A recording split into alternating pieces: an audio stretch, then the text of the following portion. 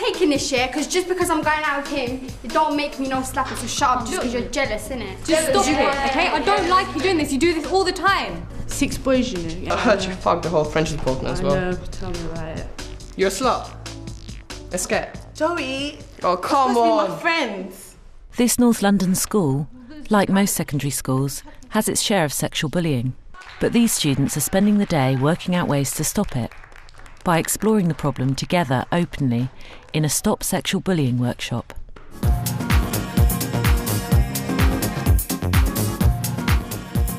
People who get pushed around, people who get caught a slut or gay. The girls in the school don't really tell boys to stop. The boys, they don't tend to see there's anything wrong with it, so they just carry on. And if you're one of the boys, it's hard to it's, you know, peer pressure, it's hard to speak out anyway. Today, a group of students are speaking out about sexual bullying. They're going to come up with their own definitions, their own research, recommendations, and finally a prevention campaign. This all-day workshop was devised by Womankind Worldwide, an international women's rights and development charity. We found that they're really keen to engage and keen to work on this and like the opportunity to raise their voice as students. Is everybody happy with this as a definition? It's all that and letting it happen. This workshop is only part of Womankind's UK education programme called Challenging Violence, Changing Lives. It was developed in schools to reduce violence against women through education. I think that we had worked very hard to raise achievement here, and I think now we want to look at the way the students socially interact.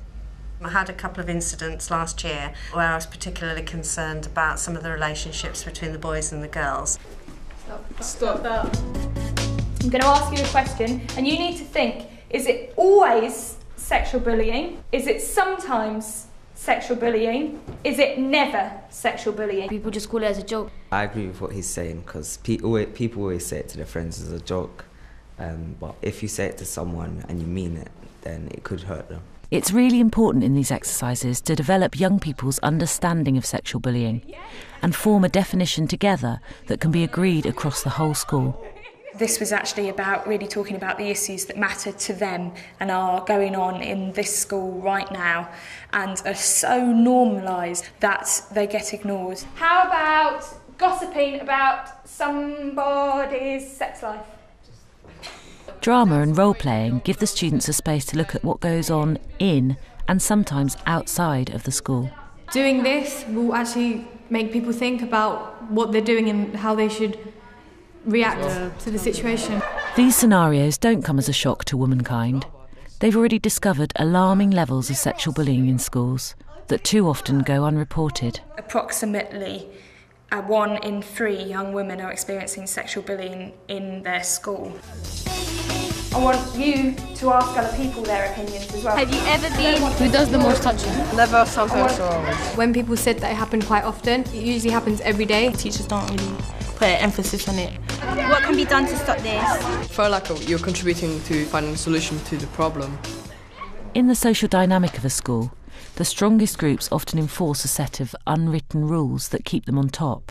There's an unwritten rule for girls enforced by the boys that the girls should allow the boys to almost do what they want with them.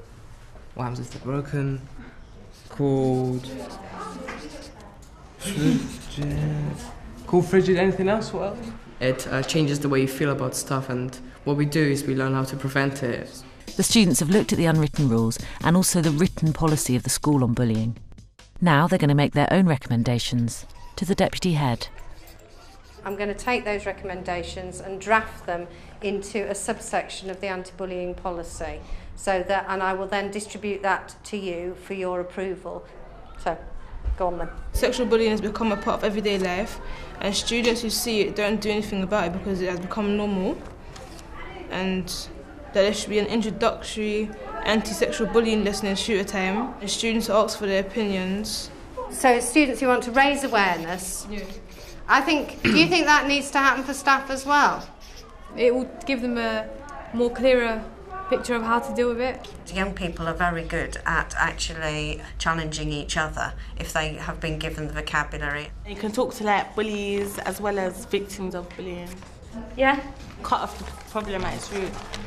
From today, we've got a campaign being developed to do some fun and funky activities to bring the issue to the foreground of the rest of the school. I have an idea. Graffiti! Graffiti! I think if we have more sessions like these and get more people involved, I think we can stop it, yeah. It might help the school to come together a bit more as well. Yeah, boys have something to benefit from this because, well, first of all, if they go off into the real world doing this, it's not going to be accepted.